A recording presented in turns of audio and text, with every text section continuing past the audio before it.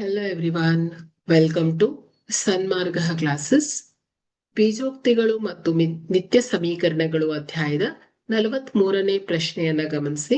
ಒಂದು ಶಾಲೆಯ ಪ್ರವಾಸಕ್ಕೆ y ಕಿಲೋಗ್ರಾಂನಷ್ಟು ಮಾವಿನ ಹಣ್ಣನ್ನು ಪ್ರತಿ ಕಿಲೋಗ್ರಾಂಗೆ x ರೂಪಾಯಿಯಂತೆ ಕೊಳ್ಳಲು ತೀರ್ಮಾನಿಸಲಾಯಿತು. ಒಂದು ವೇಳೆ ಪ್ರತಿ ಕಿಲೋಗ್ರಾಂ ಮಾವಿನ ಹಣ್ಣಿಗೆ 4 ರೂಪಾಯಿ ಕಡಿಮೆಯಾಗಿ 7 ಕಿಲೋಗ್ರಾಂನಷ್ಟು ಮಾವಿನ ಹಣ್ಣುಗಳನ್ನ ಕಡಿಮೆ ತೆಗೆದುಕೊಂಡಾಗ ಪಾವತಿಸಬೇಕಾದ ಹಣ್ಣನ್ನ I will repeat this question.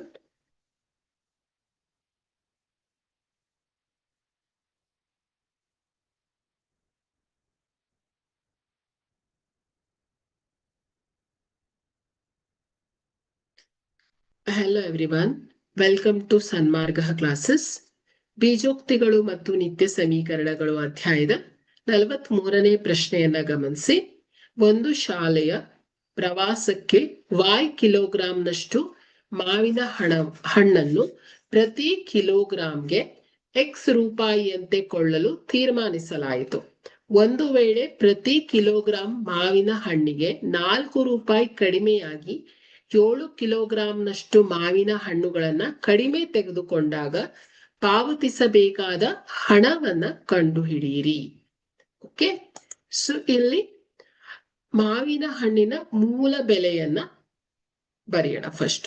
Okay, so ಮಾವಿನ ಹಣ್ಣಿನ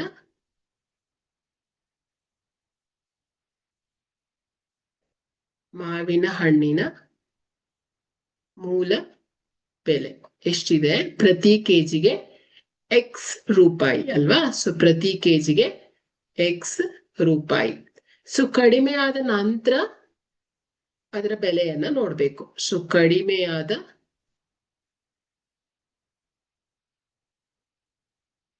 ನಂತರದ ಬೆಲೆ ಎಷ್ಟಿದೆ?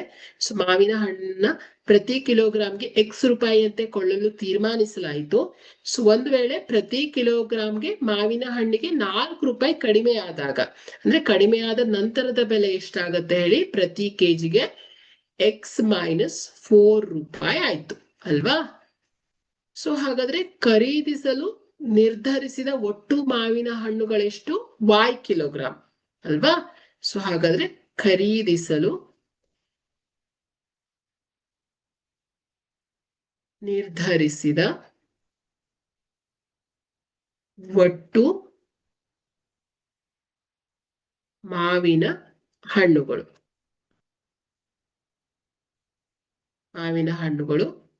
ಎಷ್ಟು? y KG. ಸೊ ಕಡಿಮೆ ಖರೀದಿಸಿದ, ಸೊ ನಿರ್ಧರಿಸಿದ್ರು ಎಷ್ಟು? ಒಂದು ಶಾಲೆಯಲ್ಲಿ ಪ್ರವಾಸಕ್ಕೆ y ಕಿಲೋಗ್ರಾಂನಷ್ಟು ಮಾವಿನ ಹಣ್ಣನ್ನ ತಗೊಳ್ಬೇಕಂತ ನಿರ್ಧರಿಸಿದ್ರು. ಸೊ ಇಲ್ಲಿ 7 ಕಿಲೋಗ್ರಾಂನಷ್ಟು ಮಾವಿನ ಹಣ್ಣುಗಳನ್ನ ಕಡಿಮೆ ತೆಗೆದುಕೊಂಡಿದ್ದಾರೆ. ಸೊ ಅಂದ್ರೆ ಏನಾಯ್ತು? ಖರೀದಿಸಲು ಮೀನ್ಸ್ ಕಡಿಮೆ ಖರೀದಿಸಿದ ಹಣ್ಣಿನ ಪ್ರಮಾಣ ಎಷ್ಟಾಯ್ತು ಹೇಳಿ? 7 ಕೆಜಿ ಆಯ್ತು. ಸೊ ಕಡಿಮೆ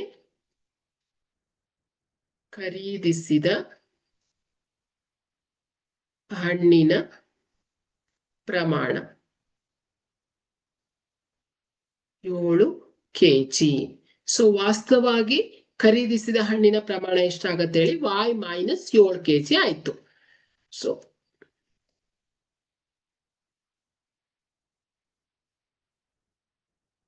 ವಾಸ್ತವವಾಗಿ ಖರೀದಿಸಿದ ಹಣ್ಣಿನ ಪ್ರಮಾಣ y -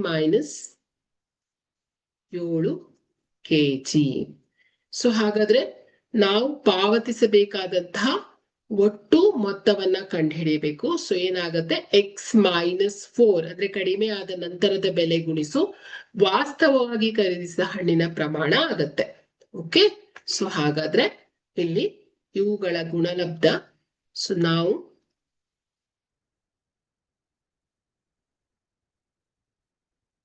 ಪಾವತಿಸಬೇಕಾದ ಒಟ್ಟು ಮೊತ್ತ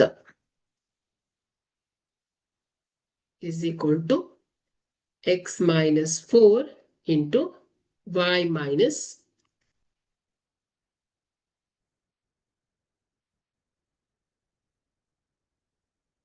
7. ಸೊ ಇವುಗಳನ್ನ ಸಿಂಪ್ಲಿಫೈ ಮಾಡಿದಾಗ x into y minus 4 minus 4 into y minus 4. So ಇದೇನಾಗುತ್ತೆ x into y xy plus minus minus 7x. So ಇದು plus minus minus 4 into y 4y minus minus plus 4 4 7 ಅಲ್ವಾ y minus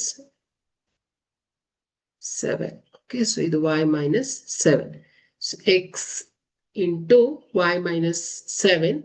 So minus 4 into y minus 7. So ಇಲ್ಲಿ 7 4 28 ಆಗುತ್ತೆ. One second.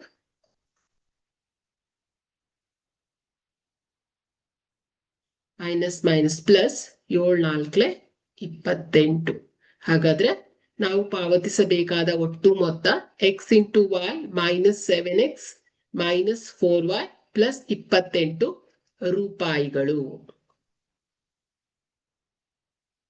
ರೂಪಾಯಿಗಳು ಆಗಿದೆ. Thank you.